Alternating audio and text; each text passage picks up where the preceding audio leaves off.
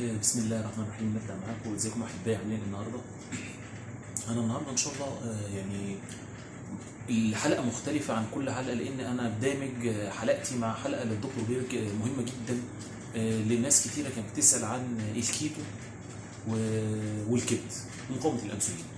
فانا قلت بدل ما ان انا يعني اقعد اتكلم واقول حاجات معاده او مكرره، فقلت ادمج لكم الحلقه بتاعتي مع حلقه الدكتور بيرج كان بيتكلم فيها عن تجربه واحده عملتها عن تشحم الكبد عندها، واللي حصل بعد ما مشيت على نظام الكيتو وايه اللي حصل، عشان ناس كتيره بتبقى متخوفه من الموضوع ده. فاتمنى تكون حلقه مفيده والدمج يكون مفيد ليكم. طبعا استعرضت حلقه من حلقاته، لان هو طبعا من مدرسه كبيره من مدارس الكيتو اللي اعتمدت عليها في رحلتي مع الكيتو، فاتمنى تكون كويسه ومفيده ليكم. هيتكلم فيها ان شاء الله عن مقاومه الانسولين وعن الكيتو والكبد. اتمنى تشوفوها وتستفيدوا منها، واستنوا ان شاء الله حلقه جايه جديده هنتكلم فيها هنعمل ايه بعد مرحله الكيتو. انا وعدتكم بالحلقه دي، بس انا لسه بحضر فيها كتير عشان ناس كتيره بتخلص الكيتو وعايزه تعرف هتعمل ايه بعد الكيتو. فان شاء الله دي الحلقه اللي انا بحاول احضر لها تحضير كويس عشان تفيد الناس بقدر المستطاع. اسيبكم بقى تشوفوا باقي الحلقه ان شاء الله. So before we talk about the liver, I want to share with you an amazing success story that I just got. Check this out. Now this was sent to me by someone by the name of Genevieve Sylvester. And this person is a sonographer, someone who uses ultrasound to help evaluate different organs like your liver or kidney, abdomen, etc. So you're putting sound waves in the body to help visualize what's going on the inside. Dr. Berg, I'm a sonographer, and I've seen it all. About 9 months ago, I had a young woman come in for an ultrasound of her abdomen because her liver enzymes were elevated a lot. Her liver was looking beyond just fatty. It was dense in what we describe as difficult to penetrate. She grew up on processed foods and pop. We chatted a bit and I told her my thoughts on the food industry and its devastating effect it had on humans. Fast forward 6 months later, same patient came back for a follow-up and looked at a previous study before scanning her again. I put my transducer, that's the thing that you actually rub on the outside of the skin that sends sound waves, on her abdomen, and I actually thought I had the wrong patient. Previously, her liver measured 19 centimeters, that's enlarged, and now it was 14 centimeters, which is normal. I asked her if she had changed her diet, and she said yes. She changed over to keto after we talked about it to see what would happen. I then asked her if she watched anyone on YouTube, and by the way, I was going to send her your information, but she said some doctor named Berg. But my results stopped a few days ago, so I was going to stop. I said, no, don't. I'm going to show you why. So I showed her what her liver looked like 6 months prior compared to what it looks like now. She started crying, a happy cry. I didn't tell you yet, Dr. Berg, but I work at a native reservation where everyone's liver is at least fatty and 80% of the population is type 2 diabetic. This young woman, mid-20s by the way, was on her way to diabetes. She was so excited and she left knowing she healed herself like her ancestors before her.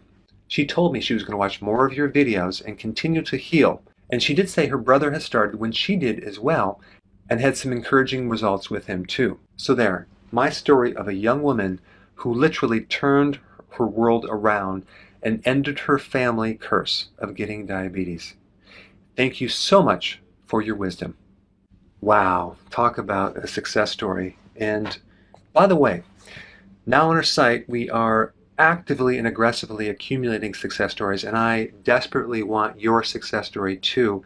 I'm going to be doing a lot more videos to share these success stories, but I thought it'd be great to share this amazing success story with you before I talk a little bit about the liver. Now, a lot of people that have a fatty liver also have diabetes. So what is the connection?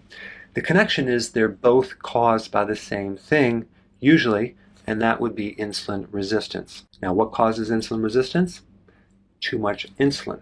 Anytime we have too much of a certain hormone going into a receptor, the receptor will protect itself against this excessive communication by becoming resistant or downgraded. That's what insulin resistance is. It's a compensation.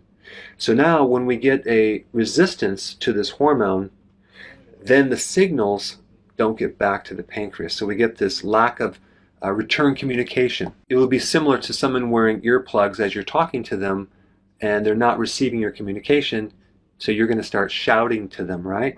Same thing happens with insulin. If we get this resistance at the receptor level, at the return communication, the pancreas doesn't get that acknowledgement, and so it starts to put out more and more communication.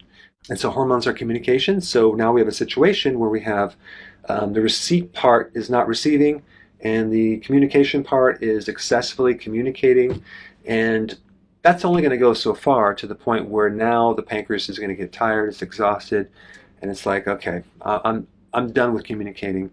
That's when we get diabetes, okay? So now we lose the function of insulin, which is the regulation of blood sugar, and so now we get nothing to push the blood sugar down, so the blood sugars go up and up and up. So with all this insulin now, which is a storage hormone for glucose, and all this carbohydrate that originally created this high insulin, we're going to get a fatty liver. And so 25 to 46% of the population has a fatty liver. And so when the liver becomes fatty, it spills over into the other organs and around the organs, around your gut. That's called visceral fat. So if you were to look down right now and you see something protruding out, like your belly is protruding out, chances are you have a fatty liver. If you had an ultrasound, you probably could see that you have a fatty liver. So what can you do? Very simply, if you're new to my channel, click the link down below, because I have a whole plan for you. Number one, you're going to get on healthy keto. You're going to cut your carbs down. You're going to bring your sugars down to 0. Number two, you're going to stop snacking, okay? Because every time you eat, you trigger insulin. And then you're going to start doing intermittent fasting. So you're going to drop your breakfast, do just 2 meals for right now.